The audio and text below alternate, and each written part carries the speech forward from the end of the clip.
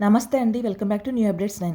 మే 2వ తేదీన తల్లులకు 15,000, రైతులకు 7,000 మీ ఖాతాల్లోకి జమ కానున్నాయండి.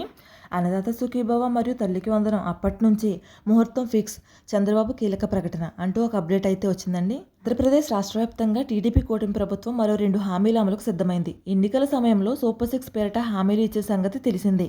ఇక అధికారంలోకి రాగానే ఎన్టీఆర్ భరోసా పెన్షన్ల పెంపు, ఉచిత గ్యాస్ సిలిండర్లు, మెగా డిఎస్సి వంటి హామీలను టీడీపీ కూటమి ప్రభుత్వం అమలు చేసింది.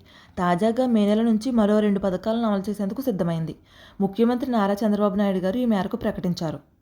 మే 2 శుక్రవారం రోజున రాజధాని అమరావతి పనులు పునఃప్రారంభోత్సవం జరుగుతున్న సంగతి తెలిసిందే. ప్రధానమంత్రి నరేంద్ర మోదీ చేతుల మీదుగా అమరావతి పునఃప్రారంభం జరగనుంది. ఈ నేపథ్యంలో టీడీపీ ఎంపీలు, ఎమ్మెల్యేలు, ఎమ్మెల్సీలు, బూత్ స్థాయి నేతలతో చంద్రబాబు బుధవారం టెలికాన్ఫరెన్స్ నిర్వహించారు. ఈ సందర్భంగా మే నెల నుంచి అన్నదాత సుఖీభవ మరియు తల్లికి వందనం పథకాలు ప్రారంభించినట్లు చంద్రబాబు క్లారిటీ ఇచ్చారు.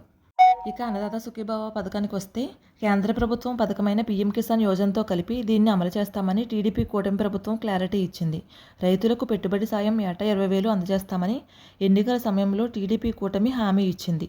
అందులో భాగంగా పీఎం కిసాన్ యోజనతో కలిపి 3 విడతలుగా 20,000 అందజేస్తామని క్లారిటీ ఇచ్చారు. ఇందులో కేంద్రం వాటా 6,000, రాష్ట్రం వాటా 14,000 ఉండనుంది. 3 విడతల్లో ఈ అన్నదాత సుఖీభవ డబ్బులను రైతుల బ్యాంకుల ఖాతాల్లోకి జమ చేయనున్నారు. మరోవైపు తల్లికి వందనం పథకం కింద పిల్లలను పాఠశాలకు పంపిస్తే ఏటా 15,000 అందిస్తామని టీడీపీ కూటమి హామీ ఇచ్చింది. ఇంట్లో ఎంతమంది స్కూల్కి వెళ్లే విద్యార్థులు ఉంటే అందరికీ ఏటా 15,000 చొప్పున, ఒక విద్యార్థి ఉంటే 15,000, 2 విద్యార్థులు ఉంటే 30,000 చొప్పున అందిస్తామని హామీ ఇచ్చింది.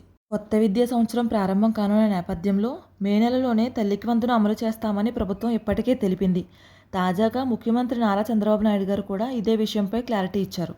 అయితే తల్లికి వందనం డబ్బులు విడుదల చేసే నేపథ్యంలో మన శ్రీకాకుళంలో పర్యటనలో భాగంగా చంద్రబాబు నాయుడు గారు మాట్లాడుతూ తల్లికి వందనం పథకం డబ్బులను విడతల వారీగా అందజేస్తామని చెప్పారు. అంటే ఒక విద్యార్థి ఉంటే మొదటిగా 7,500 ఇస్తారు, 2 ఉంటే 30,000కు బదులుగా 15,000 ఇస్తారు, రెండవ విడతలో మిగిలిన మొత్తాన్ని అందజేస్తామని ప్రకటన చేశారు. కానీ దీన్ని అధికారికంగా ఎటువంటి సమాచారం లేదు. తల్లికి వందనం డబ్బులు మీ అకౌంట్లోకి జమ కావాలి అంటే ఖచ్చితంగా ఇటువంటి అర్హతలు కలిగి ఉండాలండి.